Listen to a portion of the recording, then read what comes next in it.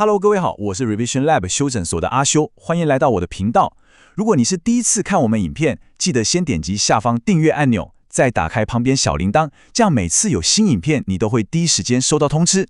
也幫我按個讚，讓 YouTube 知道你喜歡這種類型的內容。謝謝大家，我們現在正式開始。好，我們今天來聊一個聽起來有點硬的話題。面對氣候變遷能源危機這些全球等級的行星級問題，單單一所大學到底能做什麼？這聽起來是不是有點像拿雞蛋去丟石頭？但我們今天要拆解的這個案例，可能會讓你整個改觀。所以問題就來咯，一所大學到底要怎麼去撬動一個全球性的危機？注意哦，我們今天不是要談什麼空泛的理想，而是要來看一本實際的作戰手冊。今天我們就要深入拆解美國的耶魯大學，看看他們是怎麼把一個學術殿堂變成解決地球級問題的行動基地。OK， 為了讓大家能跟上我的思路，我把今天的分析整理成5個部分。首先，我們會來看他們提出了一個全新的行動模型。再來，我們會用2個實戰案例，看看這個模型在現實中是怎麼運作的。接着，我們會探討到底是什麼樣的槓桿才能驅動這麼大的改變。第4，我們來分析這種模式是怎麼產生漣漪效應，影響到整個區域的。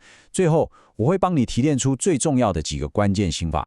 好，我們就先進到第一部分，一個新的行動模型。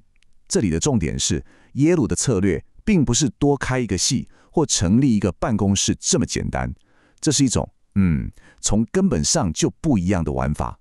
他們想做的是從過去那種強調個人心性學者的模式，轉變成打造一個強大的新系。這個計劃的核心概念叫做耶魯行星解方。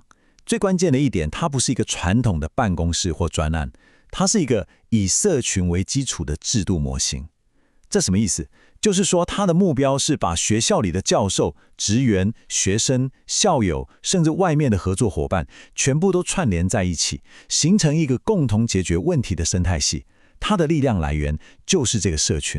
耶魯的副教務長，一位叫做 Julie Zimmerman 的女士，她講了一段話，我覺得哇，真的是一語道破。她說，在耶魯，你常會聽到我們有很多明星，但我們真正需要的是星座。而這個耶魯行星解方計劃扮演的角色，就是創造這些星座的催化劑。這個比喻真的太強了。你想想，單打獨鬥的明星再亮，也只是一個點，但是把很多明星連接成星座，就能夠指引方向，發揮出巨大的系統性力量。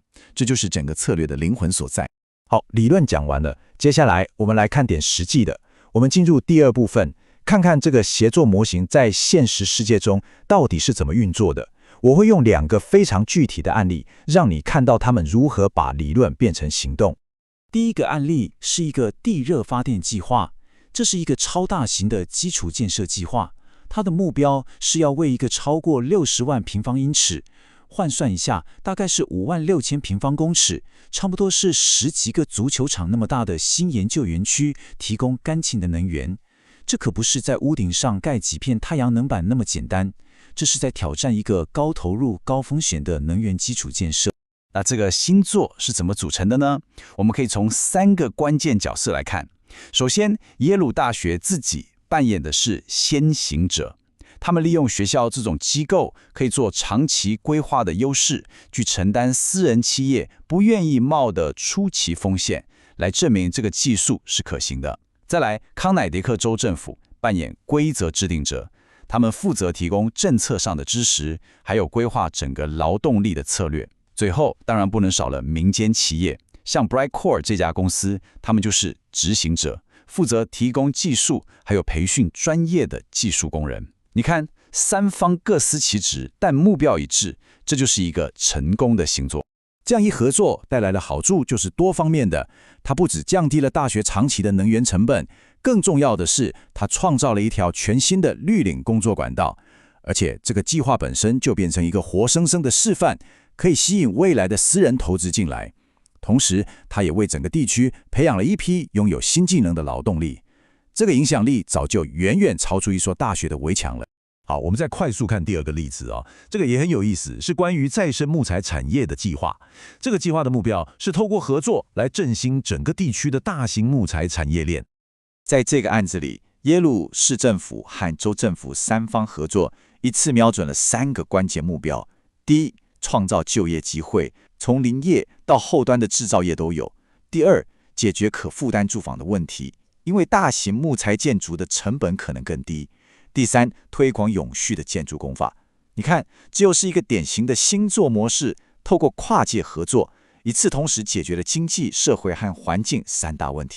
好了，聽到這裡，你可能會想，聽起來是很美好啦，但現實總有挑戰。我們進入第3部分，改變的槓桿。一個最實際的問題就是，你要怎麼讓目標、動機都完全不同的各方，像是政府、學校、私人公司，讓他們願意朝同一個方向努力？挑戰主要有幾個：新技術的初期投入成本太高，回本時間太長，還有一個很經典的問題，就是誘因錯配。這就好像你租房子，你當然希望冷氣省電，但房東幹嘛花大錢幫你換一台新的變頻冷氣？反正電費又不是他在繳啊。那解決方案是什麼呢？答案就是誘因。只有透過政府的補貼和獎勵措施、支持性的政策，還有由合作夥伴去測試創新的商業模式，才有可能彌合長期目標和短期財務現實之間的巨大鴻溝。這裡有一個非常具體的數字，紐華分市政府的公務車隊裡，現在有超過50輛電動車。如果沒有聯邦和州政府的補助，這件事會發生嗎？答案是不會，絕對不會。市政府官員自己也說，每輛車要多花1-2萬美金，在預算有限的情況下，他們根本不可能做這個決定。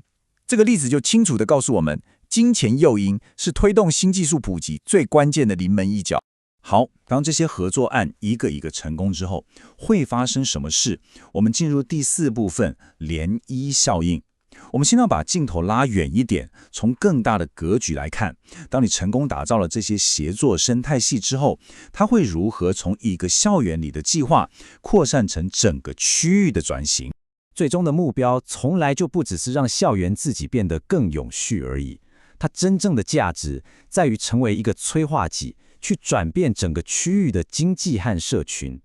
它能促進新興產業的經濟增長，創造像氣候港灣 （Climate Heaven） 這樣的新創聚落，培養在地的技術人才，並且把這些頂尖的人才留在本地。更重要的是，它能用可執行的科學研究來影響公共政策的制定，這形成了一個正向的循環。好了，我們來到最後一部分，關鍵總結。我將把整個耶魯模式提煉成3個清晰而且可以實際應用的核心原則。如果你正在聽，這部分非常值得你筆記下來。我們把剛剛講的重點快速整理一下。耶魯模式給了我們3把鑰匙。第一，扮演催化劑。為什麼是大學？因為大學這種機構有長期的視野，它不像企業要擔心下一季的財報，它能扮演先行者，去吸收那些私人企業不敢承擔的初期風險。第二是建立信作，這在此強調，沒有任何一個單位能解決所有問題，真正的進步需要跨部門的夥伴關係。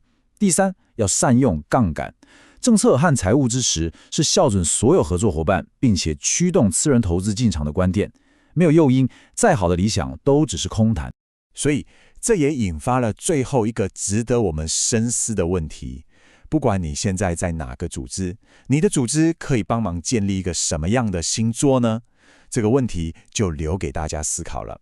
今天的內容就到這邊。如果你覺得這集有幫助，記得馬上點讚加訂閱加開啟小鈴鐺。我們正在衝訂閱，需要你的支持。我是阿修，我們下次見，拜拜。